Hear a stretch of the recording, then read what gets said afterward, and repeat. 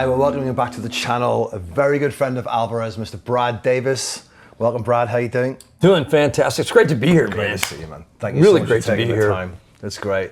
So, I guess I just kind of wanted to start and go, because I was saying before, I was trying to research and dig into all this, and I was looking at loads of them. I got down a rabbit hole. I watched 100 videos of you playing, and I was doing that. So I thought, right, I'm just going to wait until we do this and ask you about way back when, about how you started, about when you first got a guitar, how old you were. I was 5.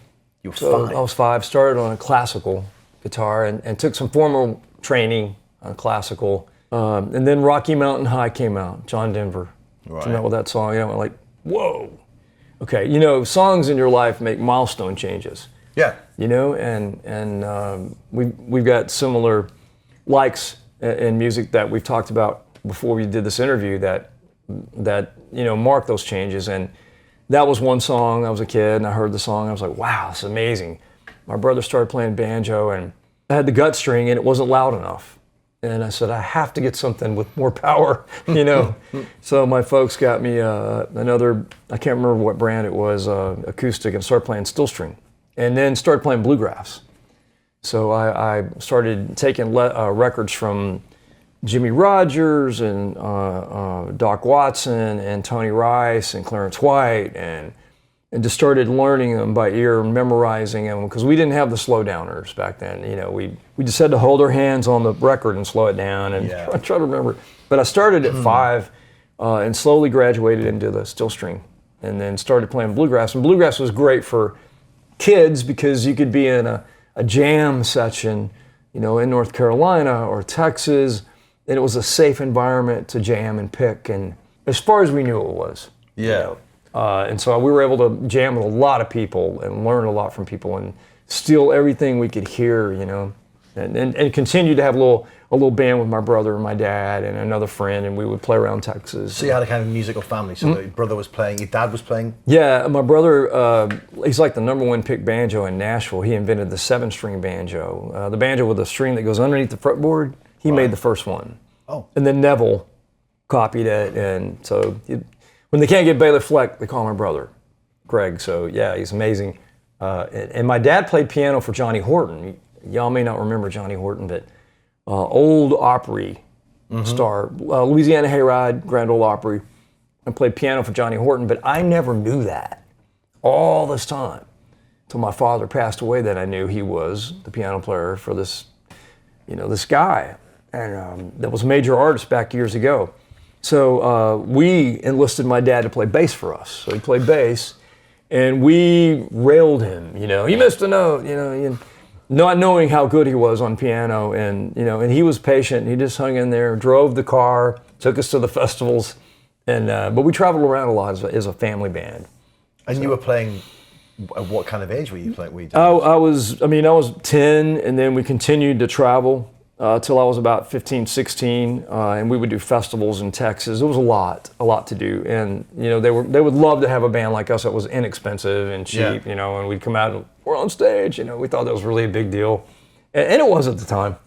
Just the three of you, or did you have a drummer? We had a mandolin player from high school and middle school that joined us. Yeah, and he didn't know how to play mandolin, but we taught him how to chop. And so he hung in there and played with us. That's amazing. So, as long as he did the backbeat, we were in good shape.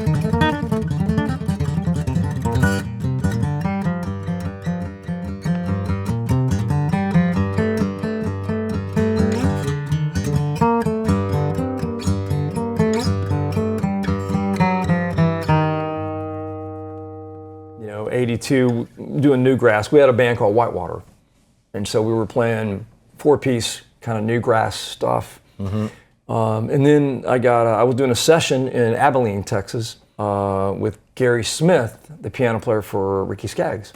And so they needed a background singer and a rhythm player. And he said, "You're just the guy we're looking for." And I was like, wow, you know, and Ricky Skaggs had just had his #1 out. I thought, wow, this is great. I've made it. You know, call everybody up. I've made it. I'm going to Nashville. This is it, you know. And you were based where at this time? I was in Texas, Dallas. In Dallas, okay. And see you guys on the other side. I've made it, you know. So I get to Nashville at 19, and they said, yeah, well, the job will start at a certain point, and come on into Nashville. I got my apartment, and I waited 2 weeks by, no phone call, no nothing. So I'm thinking, man, this is, you know, I don't have a job. You know, I mean, that was my job. So I get a call from Gary Smith. He said, well, you know, we offered it to you, but we also offered it to another guy, and he turned it down, but now he wants the job, so you're out. I was like, oh, no, man.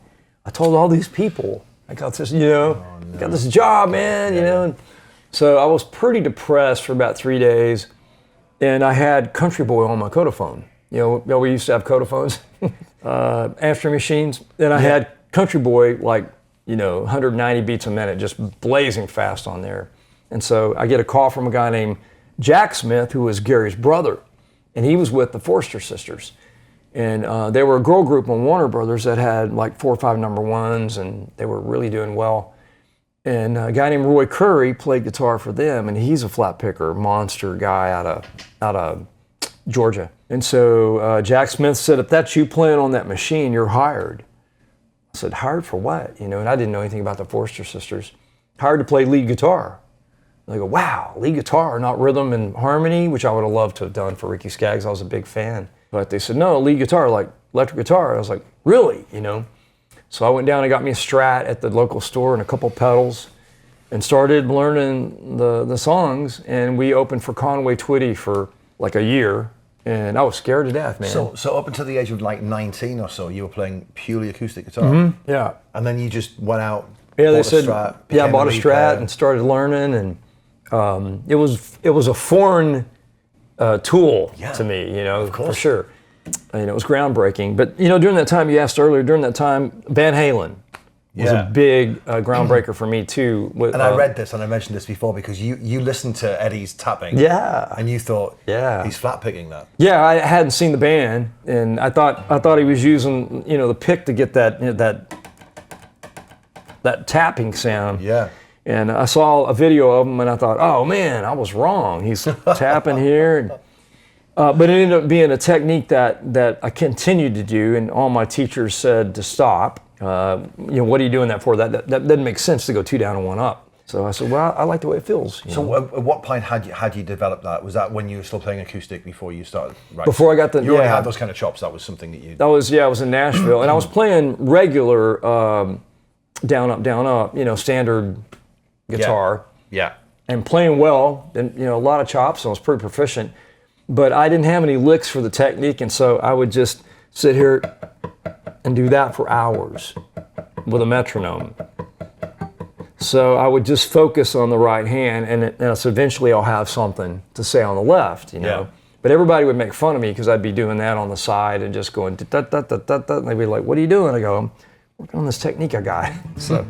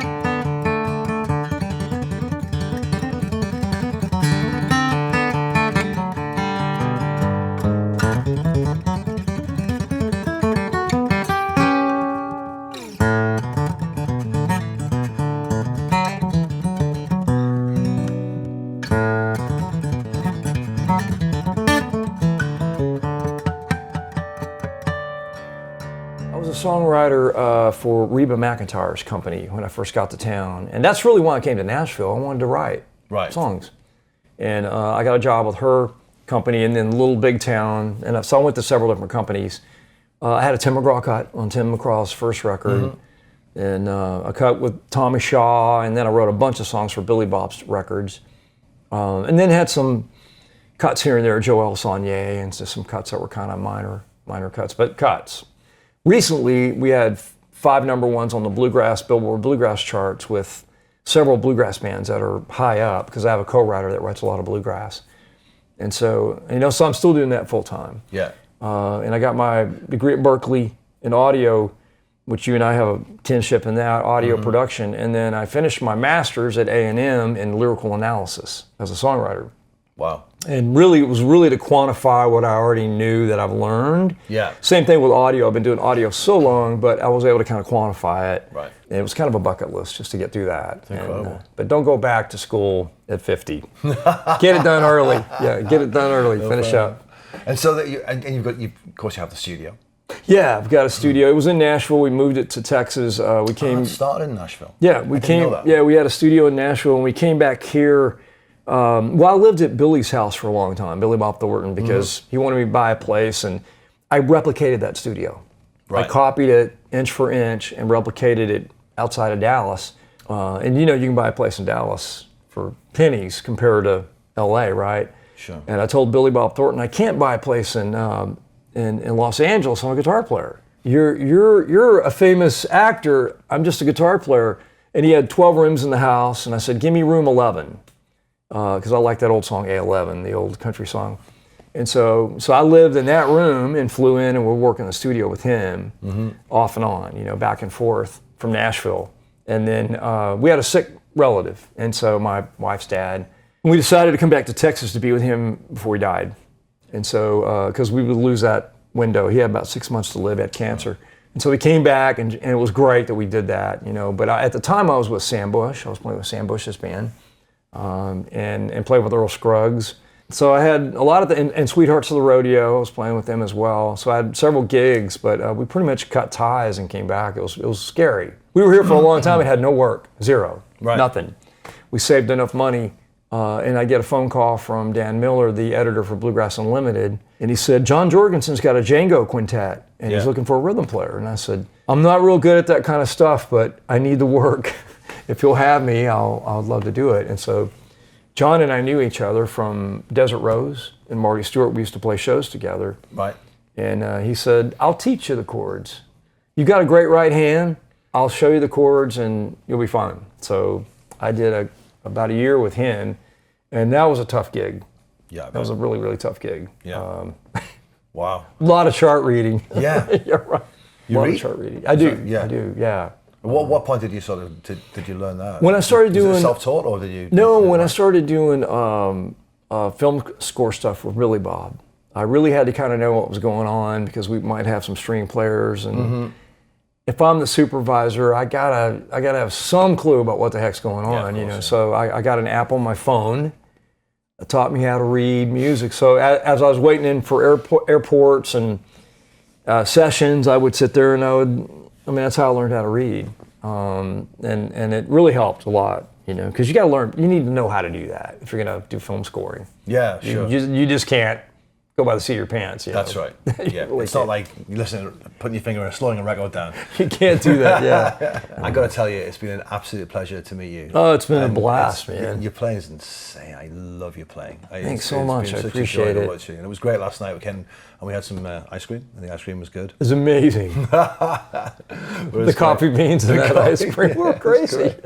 Well, thanks so much. Really. Yeah, thanks so much, man. I appreciate it, D. Excellent. Thanks very much, guys. It's Brad Davis.